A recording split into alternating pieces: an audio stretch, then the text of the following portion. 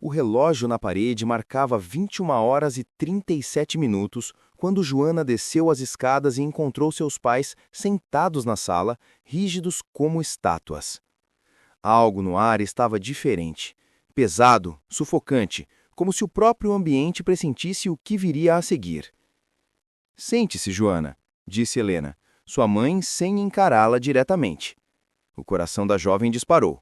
Não era um convite. Era uma ordem disfarçada de cortesia.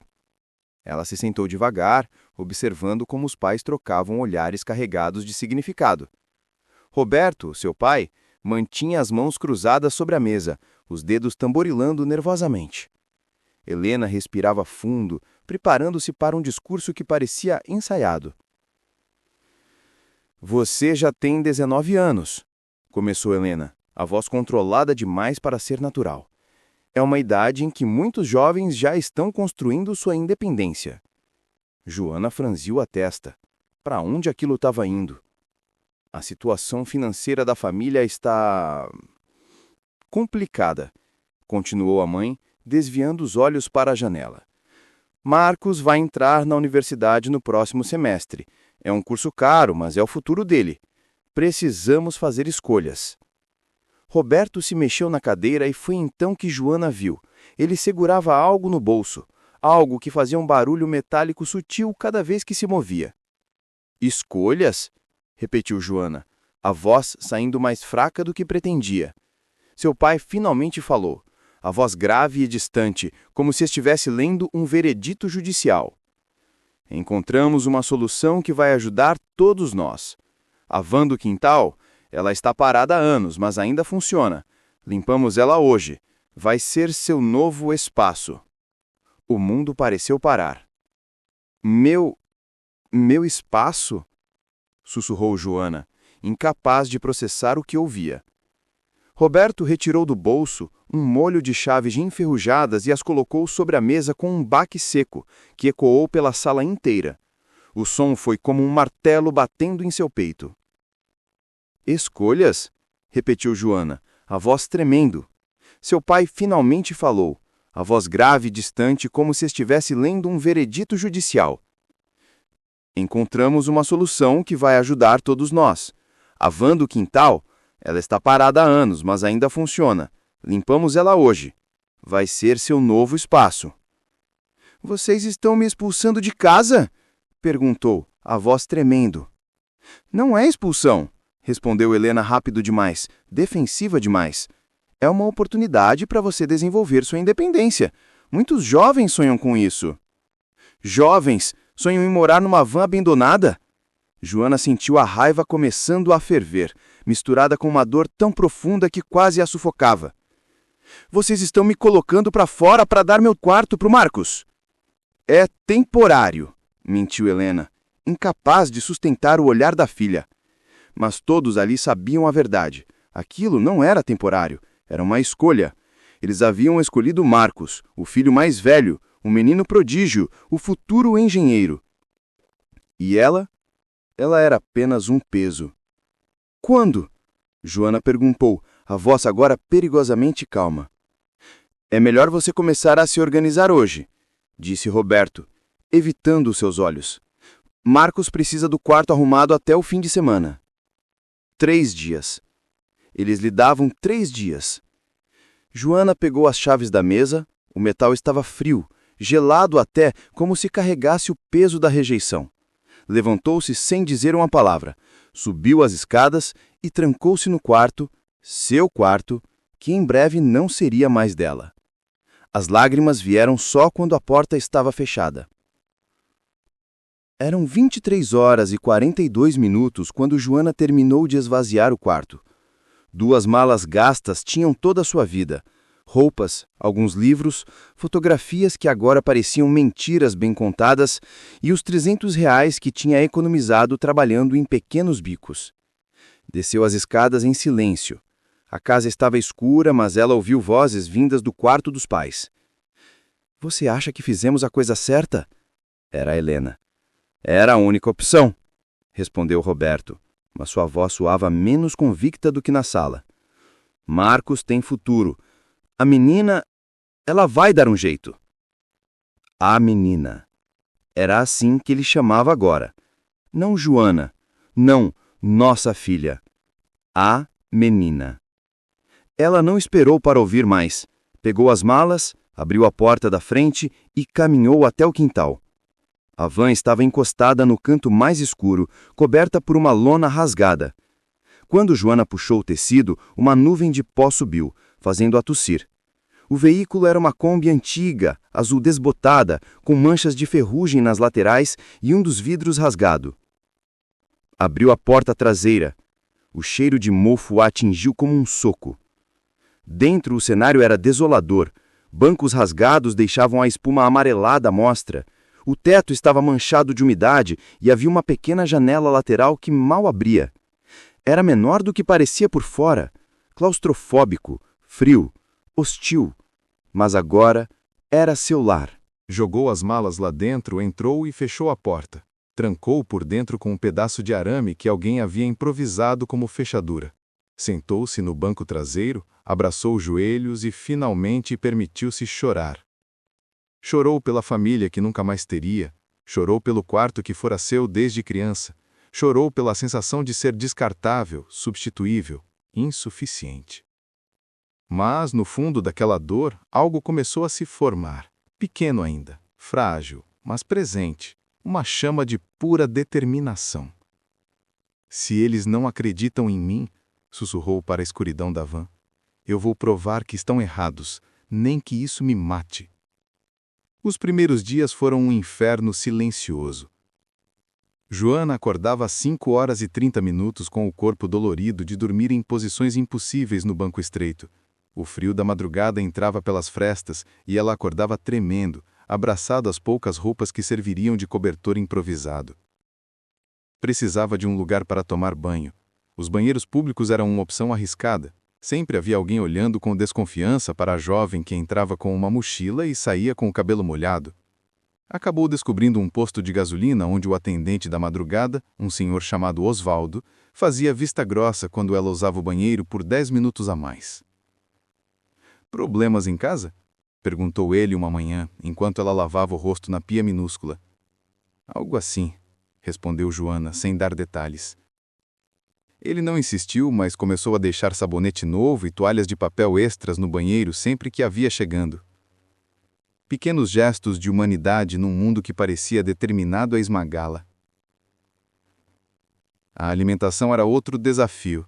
R$ 300 não duravam muito quando se precisava comer, abastecer a van e ainda guardar algo para emergências. Joana comprava macarrão instantâneo em caixas promocionais, bananas que estavam quase passando, mais baratas, e às vezes conseguia pão de ontem, de graça, numa padaria cujo dono sentia pena dela.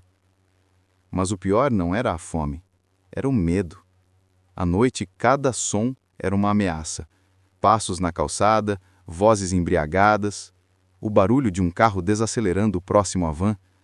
Joana dormia com uma chave de fenda embaixo do travesseiro improvisado. Não que soubesse usá-la para se defender, mas a sensação de ter algo ali a fazia sentir um pouco menos vulnerável. Uma noite, alguém bateu na lateral da van. Toque, toque, toque. O coração de Joana parou. Ela ficou completamente imóvel, mal ousando respirar, a mão apertando a chave de fenda com força. «Tem alguém aí dentro?» perguntou uma voz masculina, arrastada, provavelmente embriagada. Silêncio. Toque, toque, toque. «Ei, eu sei que tem alguém aí dentro». Joana fechou os olhos, rezando para que ele desistisse. Seu corpo inteiro tremia. Depois de eternos minutos, ouviu passos se afastando e risadas ao longe. Ele tinha ido embora. Ela não dormiu o resto daquela noite. Foi numa terça-feira chuvosa, 3 semanas depois de começar a viver na van, que Joana teve a ideia que mudaria tudo. Ela havia encontrado trabalho temporário ajudando numa feira de artesanato aos fins de semana.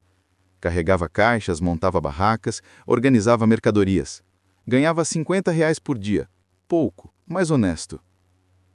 Enquanto ajudava uma vendedora a arrumar roupas usadas, seus olhos foram atraídos por uma jaqueta de couro jogada no fundo de uma caixa de doações. Estava rasgada, manchada, com o zíper quebrado. Provavelmente seria descartada. Posso ficar com isso? Perguntou Joana. A vendedora deu uns ombros. Leva, ia jogar fora mesmo. Joana pegou a jaqueta e a levou para a van. Naquela noite, sob a luz fraca de uma lanterna, examinou a peça com atenção. Sim, estava destruída, mas tinha potencial. As costuras eram boas, o couro ainda tinha estrutura. Só precisava de amor, cuidado, transformação. Ela havia aprendido a costurar com a avó anos atrás, antes dela falecer. Nunca havia levado a sério, mas agora aquelas lembranças voltavam como sussurros de incentivo. Usando uma agulha grossa e linha que comprou por R$ 2 numa loja de aviamentos, Joana começou a trabalhar. Fechou os rasgos com pontos firmes, substituiu o zíper quebrado por botões vintage que encontrou numa caixa de doações, pegou retalhos de tecido colorido e criou bordados nas mangas. Flores abstratas, como se crescessem das cicatrizes do couro. Trabalhou por 3 noites seguidas, esquecendo a fome, o frio, o medo. Havia algo terapêutico naquele processo. Cada ponto era como fechar uma ferida sua própria. Cada transformação da jaqueta era uma promessa de que ela também poderia renascer. Quando terminou, ficou impressionada. A jaqueta tinha deixado de ser lixo e tornado-se uma peça única, autoral, quase artística. E agora? Perguntou para si mesma, admirando o trabalho sob a luz da lanterna. A resposta veio naturalmente. Vender. No sábado seguinte, Joana estacionou a van próxima à feira onde trabalhava. Pendurou a jaqueta num cabide improvisado na lateral do veículo e colocou uma placa escrita à mão. Peça única, R$ 80. Ficou ali parada, nervosa, as mãos suando. Pessoas passavam, olhavam de relance, mas seguiam em frente. 1 hora se passou. 2. Joana começou a achar que tinha sido uma ideia idiota. Até que ela apareceu. Uma jovem de cabelos cor-de-rosa e tatuagens nos braços parou na frente da van, os olhos arregalados ao ver a jaqueta. "Você fez isso?" perguntou, tocando o couro com reverência. "Fiz." Joana respondeu, tentando soar confiante. "É incrível!" A moça sussurrou, virando a peça para ver os bordados nas costas. "Nunca vi nada assim. Quanto custa?" R$ 80. A jovem nem pechinchava. Abriu a bolsa e tirou 4 notas de 20. "Eu levo. Você tem mais peças?" "Ainda não, mas posso fazer." Joana disse, mal acreditando no que estava acontecendo. "Me passa seu número. Quero encomendar uma jaqueta personalizada." Joana anotou o contato com mãos trêmulas. Quando a cliente foi embora vestindo a jaqueta, com um sorriso enorme, ela finalmente permitiu-se sorrir também. R$ 80. Era mais do que ganhava em um dia inteiro carregando caixas. E aquilo tinha saído de suas próprias mãos. Pela primeira vez desde que recebera aquelas chaves enferrujadas, Joana sentiu algo diferente da dor constante. Sentiu esperança. As semanas seguintes foram de transformação intensa. Joana passou a frequentar brechós, bazares de igreja e pontos de doação em busca de roupas antigas. Gastava todo o seu dinheiro em peças que outros consideravam sem valor. Camisas rasgadas, calças manchadas, jaquetas com zíperes quebrados. Para ela, eram telas em branco esperando por arte. A van deixou de ser apenas um abrigo precário e se tornou seu ateliê. Usando caixas de feira como prateleiras, organizou tecidos por cor e tipo. Pendurou luzes de Natal baratas, R$ 12 na promoção, que criavam um ambiente acolhedor nas noites de trabalho. Colou na parede interna fotos de suas criações, transformando o interior da Kombi numa galeria móvel de moda sustentável. Cada peça que criava contava uma história. Uma saia feita de retalhos de jeans representava a união de fragmentos, assim como ela estava juntando os cacos de si mesma. Um casaco com bordados de pássaros simbolizava a liberdade que ela estava construindo ponto a ponto. As vendas começaram a crescer organicamente. A moça de cabelo rosa trouxe amigas. Essas amigas trouxeram outras. Em um mês, Joana já tinha uma pequena lista de clientes fiéis que encomendavam peças personalizadas. Mas foi quando ela começou a filmar o processo que tudo explodiu. Joana não entendia nada de redes sociais. Criou uma conta mais por insistência de uma cliente do que por estratégia. Filmava com o celular rachado, sem edição profissional, sem filtros caros. Apenas mostrava o processo. Pegava uma roupa destruída, filmava a transformação passo a passo e mostrava o resultado final. O primeiro vídeo teve 47 visualizações, o segundo, 132, o terceiro, 340 mil. Ela havia transformado um vestido de noiva amarelado e manchado, encontrado num bazar de caridade, numa peça gótica moderna, com detalhes em renda preta e correntes prateadas. O vídeo mostrava todo o processo em 60 segundos, com uma música melancólica de fundo. Os comentários começaram a pipocar. Onde eu compro? Você é uma artista. A ressignificação disso é linda demais. Quanto custa para você fazer uma para mim? Joana ficou paralisada olhando para os números subindo. Em 24 horas, o vídeo tinha 1 milhão de visualizações. Seu perfil ganhou 15 mil seguidores em 2 dias. As mensagens diretas lotaram de pedidos de encomenda. Pessoas oferecendo dinheiro, pedindo orçamentos, querendo saber sua história. Marcas pequenas propondo parcerias. Ela não dormiu naquela noite. Não por medo, como nas primeiras semanas, mas por pura adrenalina. O telefone tocou. Era um número desconhecido. Alô? Joana! A voz era feminina, profissional. Meu nome é Carla, sou produtora de conteúdo. Vi seus vídeos e adorei seu trabalho. Gostaria de conversar sobre uma possível colaboração com nossa marca de moda sustentável. Aquilo era real? Estava mesmo acontecendo? Sim, claro! Joana gaguejou, ainda processando. Enquanto anotava os detalhes do possível contrato, olhou ao redor da van, seu ateliê improvisado, seu refúgio, sua fortaleza. Tudo havia começado ali, naquele espaço que seus pais consideravam um castigo. Mas ela havia transformado a punição em poder. 3 meses depois, Joana assinou o aluguel de um pequeno depósito na zona industrial da cidade. Não era nada luxuoso, paredes descascadas, iluminação precária, um banheiro minúsculo, mas era dela, um espaço real de trabalho. Investiu parte do dinheiro que ganhara em equipamentos básicos, uma máquina de costura usada, mas funcional, mais tecidos, ferramentas adequadas. A van continuava sendo sua vitrine imóvel, estacionada estrategicamente em feiras e eventos aos fins de semana, mas agora ela tinha uma base, um QG, onde podia produzir em escala. As encomendas se multiplicaram. O que começou como 5 peças por semana virou 20, depois 40. Joana trabalhava 14 horas por dia, mas era diferente do trabalho exaustivo de carregar caixas. Aquilo tinha propósito. Era dela. Foi durante uma dessas madrugadas de trabalho que o telefone tocou. Mãe, piscava na tela. Joana ficou olhando o celular vibrar por longos segundos antes de atender. Alô? Joana? A voz de Helena estava embargada. Como você está? Ocupada. Joana respondeu seca.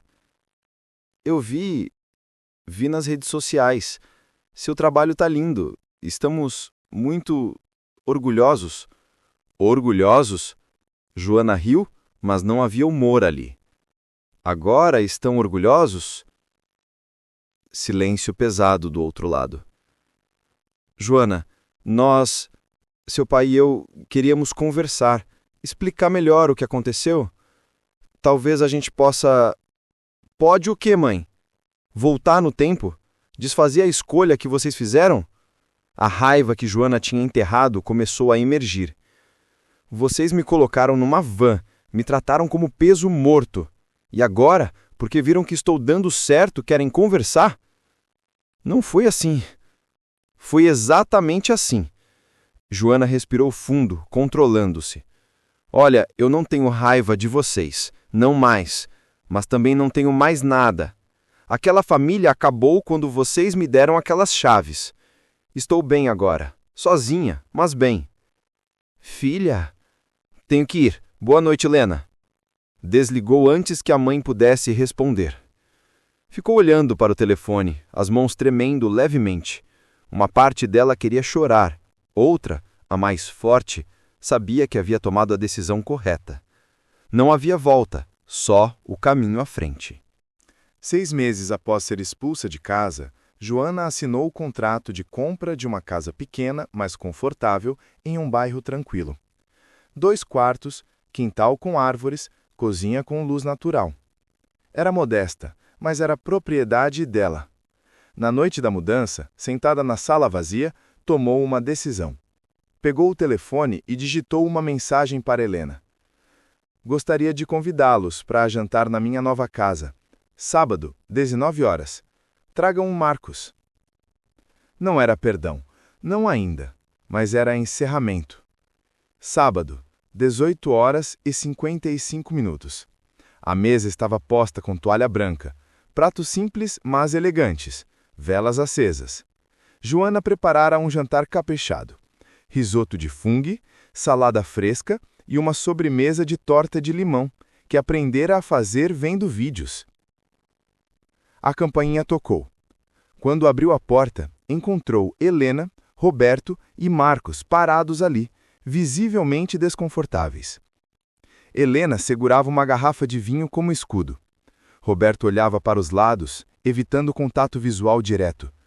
Marcos, agora com 20 anos e cabelo mais curto, parecia genuinamente envergonhado. Entrem, disse Joana, abrindo espaço. Eles entraram devagar, como quem pisa em terreno minado. Helena não conseguia parar de olhar para a casa. Joana, isso aqui é lindo, murmurou a mãe. Você comprou? Comprei, com o meu próprio dinheiro. O silêncio que se seguiu foi ensurdecedor. Sentaram-se à mesa tensa, com conversas superficiais sobre o tempo, o bairro, trivialidades que ninguém realmente se importava. Foi Marcos quem quebrou o gelo. Jô, eu preciso te pedir desculpas. Todos olharam para ele. Eu aceitei aquele quarto sem questionar, não percebi, ou não quis perceber, o que aquilo significava para você. Fui covarde, egoísta. Me desculpa. Joana olhou para o irmão e viu sinceridade ali. Não era suficiente para apagar o passado, mas era algo. Eu aceito seu pedido de desculpas, Marcos, mas você precisa entender que aquilo mudou tudo para mim. Me quebrou. E o que você vê hoje é o que eu construí dos pedaços. Helena começou a chorar silenciosamente. Joana, nós erramos, disse ela, a voz tremendo. Erramos feio. Pensamos que estávamos fazendo melhor, mas na verdade fomos egoístas, cruéis. Eu não durmo direito desde aquele dia. Toda vez que penso em você naquela van, sozinha, com medo. Então talvez devessem ter pensado antes de me colocar lá, Joana respondeu, a voz calma, mas firme. Vocês fizeram uma escolha. Eu era descartável, Marcos era o investimento. Roberto finalmente falou, a voz rouca. Você tem razão. Não há desculpa para o que fizemos. Estávamos desesperados financeiramente, mas isso não justifica. Nada justifica. Joana respirou fundo. Eu os perdoo, disse finalmente. Não porque vocês mereçam, mas porque eu mereço paz. Carregar raiva é pesado demais, e eu já carreguei peso suficiente. Helena esticou a mão, tentando tocar a filha, mas Joana se afastou gentilmente. Mas perdoar não significa esquecer, e não significa que somos uma família de novo. Aquela família morreu na noite em que me deram as chaves da van. O que sou hoje, eu construí sozinha. E vou continuar sozinha. Joana, o jantar acabou, disse ela, levantando-se. Obrigada por virem. Foi importante para mim ter esse encerramento.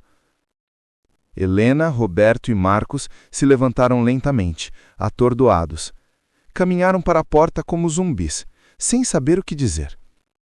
Na soleira, Helena se virou uma última vez. Se um dia você quiser nos dar uma chance, um dia talvez, mas não hoje. Fechou a porta. E pela primeira vez em meses, sentiu-se completamente livre. 2 anos depois, Joana tinha uma loja física no centro da cidade, 3 funcionários e uma presença sólida nas redes sociais com mais de 500 mil seguidores. Sua marca de moda sustentável era conhecida em todo o país. A van? Ela ainda tinha. Não morava nela, claro, mas a manteve, restaurada e transformada em uma instalação artística permanente em frente à sua loja. Por dentro, preservou alguns elementos originais, o banco rasgado, as manchas no teto, mas adicionou fotos de sua jornada nas paredes. Ela dormindo desconfortavelmente, costurando à luz de lanterna, vendendo a primeira peça. Uma placa na frente dizia: "Esta van foi meu castigo." Virou meu ateliê. Depois, minha inspiração. Hoje é meu relembrete. Você pode transformar a rejeição em obra-prima. Turistas tiravam fotos. Jornalistas faziam reportagens. Outros jovens em situações difíceis vinham buscar inspiração. E Joana? Ela continuava criando, transformando, renascendo, dia após dia, ponto após ponto, cicatriz após cicatriz. Porque no final, ela havia aprendido a verdade mais poderosa de todas. Ninguém mais definiria o seu valor. Nunca mais.